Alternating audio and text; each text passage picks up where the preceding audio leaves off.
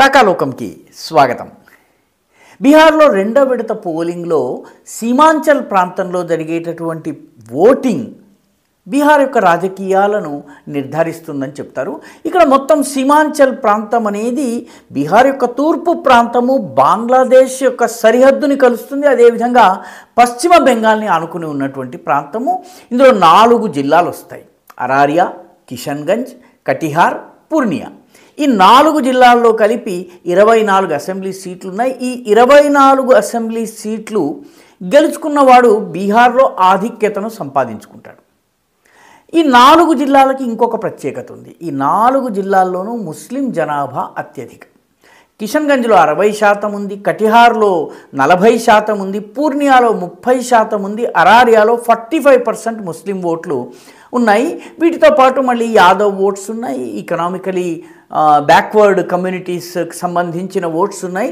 కాబట్టి ఈ ముస్లిం ప్లస్ యాదవ్ ఓట్లు ఎంవై ఆర్ఎల్డీకి, కాంగ్రెస్కి బాగా అనుకూలంగా పనిచేసేటటువంటి ఫార్ములా, చాలా ప్రభావవంతంగా ఉన్నటువంటి ఏరియా సీమాంచల్. కాబట్టి సీమాంచల్లో వచ్చేటటువంటి ఫలితాలు రాష్ట్రంలో ఎవరి ప్రభుత్వం ఏర్పాటు చేస్తుంది అన్నది నిర్ధారణ చేస్తుంది.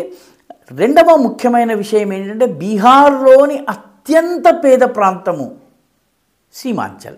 వాస్తవానికి బీహారే దేశం మొత్తం మీద అత్యంత పేద రాష్ట్రం. మొత్తం దేశంలో తెలంగాణ వంటి రాష్ట్రాల్లో దాదాపు 25,000 రూపాయల నెలసరి తలసరి ఆదాయం ఉంటుంది.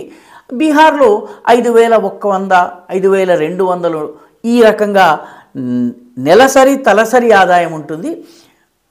ఈ సీమాంచల్లో ఇంకా తక్కువ ఉంటుంది. సీమాంచల్లో 73% మంది జనాభాకి 4 జిల్లాల్లోని 24 నియోజకవర్గాల్లోని 73 నియోజకవర్గాల్లో తాగునీటి సదుపాయం లేనటువంటి వాళ్ళు 73%, బహిరంగ ప్రదేశాల్లో మల విసర్జన చేసేవాళ్ళు 33%, 65% మంది ఇప్పటికీ గ్యాస్ స్టవ్ లేక కట్టె పొయ్యిలు ఉపయోగించేటటువంటి వాళ్ళు, 84% మంది జనాభా దగ్గర సైకిల్ కానీ, ఫ్యాన్ కానీ, టీవీ కానీ లేవు. అంత పేదరికంలో ఉన్న ప్రాంతము. కానీ బీహార్లో ఎవడు పాలకుడు కావాలన్నది ఇది నిర్ధారించగలుగుతుంది. అందుకనే RJD, MIM, Majlis Ittehadul Muslimeen, JDU Nitish కుమార్కి చెందినటువంటి పార్టీ, అదేవిధంగా జనసురాజ్, ఈ 4 పార్టీలు ఇక్కడ గట్టిగా పోటీ పడుతున్నాయి.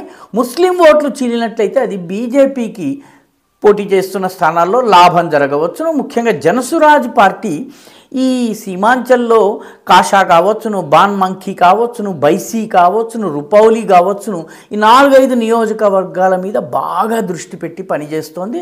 కాబట్టి నవంబర్ 11న పోలింగ్ జరుగుతున్నటువంటి మొత్తం సీట్లను, మొత్తం బీహార్ యొక్క ఫలితాలను, నెక్స్ట్ ప్రభుత్వం ఎవరు అన్నది ఈ 24 సీట్లు శాసించబోతున్నాయి. సీమాంచల్ శాసించబోతోంది.